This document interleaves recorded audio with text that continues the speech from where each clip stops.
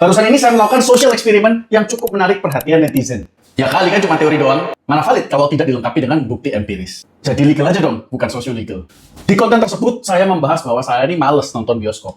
Film-film yang ratingnya 8 atau 6,3 aja saya males. Apalagi yang ratingnya 5. Karena saya sudah biasa menjadi pengamat isu-isu social legal sejak tahun 2008, maka tepat seperti dugaan saya, di luar dari mereka yang support, netizen Indonesia rame-rame menghujat dan mempertanyakan kenapa saya nyenggol-nyenggol Reza Arab yang kebetulan menjadi sutradara dari film dengan rating 5 tersebut.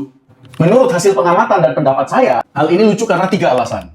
Yang pertama, yang diserang netizen adalah saya yang hanya menyampaikan preferensi pribadi saya dan juga data dari IMDb.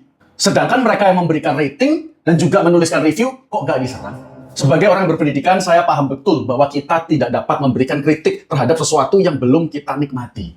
Karena saya sendiri belum nonton filmnya, maka saya hanya berani untuk membeberkan preferensi pribadi saya dan juga datanya. Kelucuan yang kedua adalah oknum-oknum yang menyerang saya. Sependek pengetahuan saya, itu malah tidak ada sangkut pautnya dengan film maupun kreatornya. Padahal semua pihak yang terlibat secara langsung dalam pembuatan film tersebut, itu loh, pada santai-santai aja. Meskipun mereka sudah di-mention berkali-kali. Kenapa bisa demikian? Karena saya yakin mereka sudah paham betul bahwa setiap karya pasti menuai pro dan kontra. Bahkan film Odyssey yang baru saja saya tonton aja, gak semua orang suka. Ada content creator yang memberikan pujian, tapi juga ada content creator yang mereview film tersebut secara negatif. Padahal sutradaranya Christopher Nolan loh, yang berhasil membuat film-film legendaris seperti Interstellar, Oppenheimer, dan juga Dark Knight Trilogy.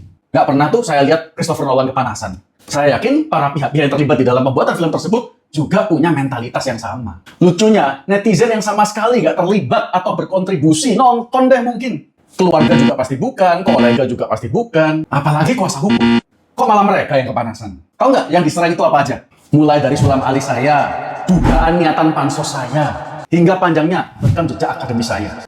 Yang menjadi pertanyaan saya adalah, apakah individu yang berpendidikan itu dilarang untuk membeberkan data atau menyatakan preferensi filmnya di sosial media? Kelucuan yang ketiga adalah saya dianggap sedang mengangkat isu yang sudah lama mati. Padahal berdasarkan pasal 433 KUHP Nasional, kewenangan penuntutan pada prinsipnya hanya akan daluarsa setelah 3 tahun. Dan untuk pencemaran nama baik yang dilakukan melalui media elektronik, berdasarkan pasal 27A, junto pasal 45 ayat 4 Undang-Undang ITE, daluarsa penuntutannya adalah 2 kali lipat, yakni 6 tahun. Jadi kalau kita bicara secara hukum, isu pencemaran nama baik yang dilakukan terhadap DJ Panda oleh sebagian besar kalangan selebriti papan atas di Indonesia. Bubur ikan lele rusakin karirnya le. Emang punya karir? Siapapun yang buat klarifikasi buat gua itu 0 karena gua belum akan mengakhiri game ini sampai ujung pantatnya ludes, oke? Buat kalian yang nonton ini nanti banyak klip buat pihak-pihak yang tersinggung.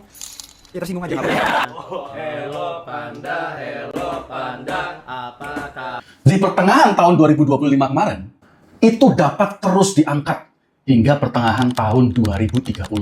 Kalau DJ Panda memilih untuk melakukan itu.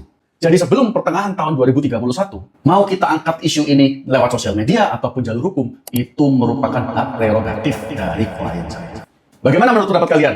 Tulis di kolom komentar ya. As always, I'm Michael Sugijanto, Managing Partner of Ansugi Law, and that is my thesis for today. You're welcome.